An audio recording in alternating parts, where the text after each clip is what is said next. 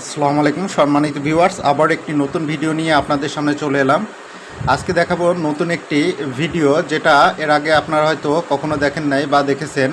আমরা এই মুহূর্তে আছি পুরান ঢাকার একটি ছাদের উপরে। আমরা আজকে দেখাবো ঢাকার ছাদের উপরেও যে খামার করা যায় সেটির একটি নমুনা। দেখেন, এই মুহূর্তে আমরা একটি বিশাল বিল্ডিংয়ের ছাদের উপরে আছি। দেখেন, এই পাশ থেকে এই পাশ খার শুধু বিল্ডিং আর বিল্ডিং, প্রচুর পরিমাণে বিল্ডিং কিন্তু চারপাশে দেখা যাচ্ছে। যেহেতু পুরান ঢাকা, সেহেতু আমরা জানি হিজিবিজি এলাকা এবং প্রচুর পরিমাণে ঘনবসতিপূর্ণ এলাকা। এই এলাকারই ছাদের উপরে যে এরকম একটি খামার গড়ে উঠেছে, সেটা আসলে অকল্পনীয়। দেখেন, প্রচুর পরিমাণে বিল্ডিং, দেখেন উঁচা উঁচা বিল্ডিং, সব কিন্তু উঁচা উঁচা বিল্ডিং। আজকে দেখাবো 10তলা বিল্ডিংয়ের ছাদের উপরে যে খামারটা হয়েছে, সেই খামারটায় দেখেন আমাদের সামনে যে বিল্ডিংটা দেখতে পাচ্ছেন, ঠিক ওই বিল্ডিংটাতে আমরা যাবো একটু পরে। ওই বিল্ডিংয়ের ছাদেই মূলত খামারটা। দেখেন, এই পাশে হলো চকবাজার, এই পাশে হচ্ছে বিল্ডিংটা।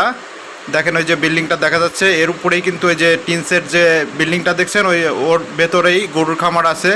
পাশে হচ্ছে দেখেন কামরাঙ্গীর চর, পাশে যে দূরে দেখা যাচ্ছে যেটা, এটা কিন্তু কামরাঙ্গীর চর। আর এটা কিন্তু মূলত খামারের এরিয়া। দেখেন, এই বিল্ডিংয়ের উপরেই আমরা এখন যাব, দেখি কি কি গরু এখানে আছে।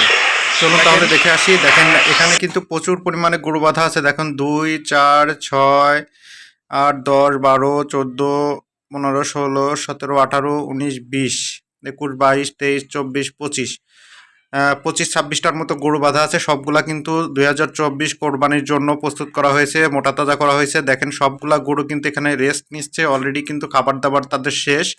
তাদের যার যার ইচ্ছা মতো দেখেন দাঁড়িয়ে আছে, ঘুমাচ্ছে, কেউ বসে আছে। দেখেন, সবগুলা গরু কিন্তু হৃষ্টপুষ্ট হয়েছে অনেক। দেখেন, মোটা তাজা এগুলা গরু কিন্তু কোরবানির সামনে আপনারা জানেন যে কেন দিয়ে নামানো হয়। আমি গত বছরে একটি ভিডিও আপনাদেরকে দেখিয়েছিলাম যে কেন দিয়ে এই বিল্ডিং থেকে গরু নামানো হয়। দেখেন, সবগুলা কিন্তু একই সাইজের গরু, ছোট বড়।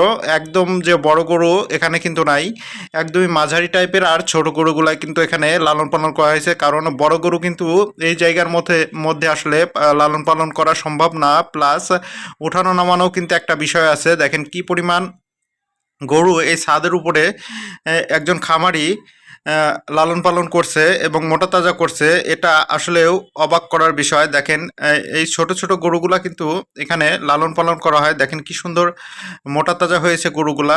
আসলে ঘাস আর খোলা জায়গা হলে যে গরু পালন করা যায় তার কোনো মানে নাই। দেখেন, একটি জনবহুল এলাকা ঢাকা শহরের 10তলা ছাদের উপরে দেখেন অবাক করা একটা কাণ্ড ঘটিয়ে ফেলেছে। দেখেন, এখানে কিন্তু অনেকগুলা গরু দেখা যাচ্ছে। দেখেন, সব জায়গায় কিন্তু ওনার পুরা ছাদে কিন্তু ফ্ল্যাপ করা আছে। গরুগুলা প্রায় 25 থেকে 30টার মতো গরু আছে, আমি প্রপারলি গুনতে পারি নাই। দেখেন, সবগুলা কিন্তু সাইড দিয়ে বাঁধা আছে এবং পর্যাপ্ত আলো বাতাস সবকিছুই কিন্তু এখানে পায়। দেখেন, সবগুলা কিন্তু ছোট ছোট এবং মাঝারি সাইজের গরু।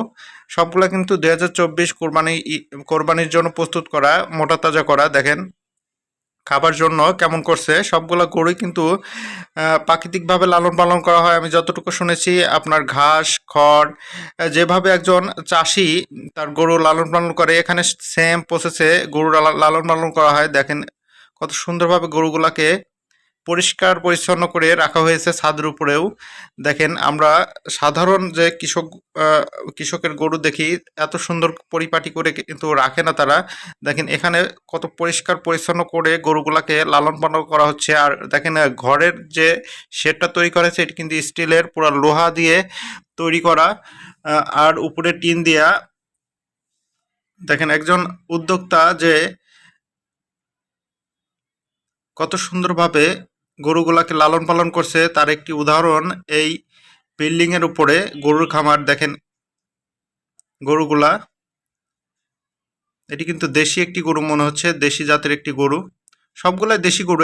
এখানে কোনো বাইরের কোনো জাত নাই, যেটা দেখে মনে হচ্ছে, কারণ সবগুলা মাঝারি সাইজের এবং ছোট গরু। সবগুলা কিন্তু দেশি গরু, একদমই দেশি গরু। পুরান ঢাকার মানুষ আসলে দেশি গরু বেশি পছন্দ করে, সেজন্য এটি কিন্তু উনি এইভাবে সাজিয়েছে।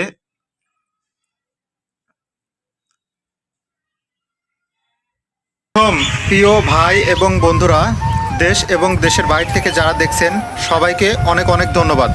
আমাদের চ্যানেলটি মূলত কৃষিভিত্তিক চ্যানেল।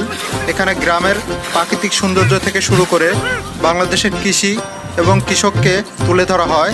আপনাদের যদি গ্রাম এবং গ্রামের প্রাকৃতিক সৌন্দর্যকে ভালো লাগে তাহলে